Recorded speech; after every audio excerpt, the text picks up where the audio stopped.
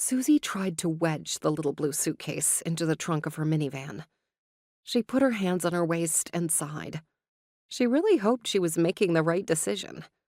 Moving had turned out to be a much more daunting process than she had imagined, but she had been determined to take the leap of faith anyway. There was no turning back.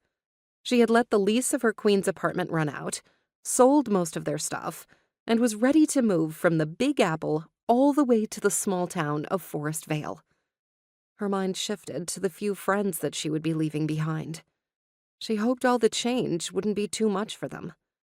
Her life had been a whirlwind in recent months, but she hoped everything would settle down and become stable with this move. She took a step to the left and observed her hard work. Packing up your whole life into the back of a car was no easy feat. She had sold most of her old furniture. She didn't need it, after all. She had already made several trips to Forest Vale and made sure to furnish her new home with everything she would need. She took a deep breath and looked around the city streets, and for the first time, she felt a tinge of doubt. She hadn't lived outside the city in years, and now she was planning to start her life all over again. Suzie felt a hand on her shoulder. It was her best friend, Jenny. "Do you have to move so far away?" She made a face. They had spent all of their adult years together, navigating everything from picking a college major to jobs and heartbreak.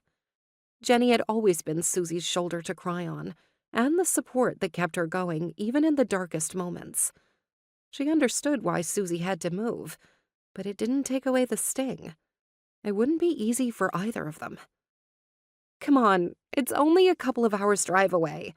Plus, you'll be dying to come visit in the summer when the city's heat is melting your face off."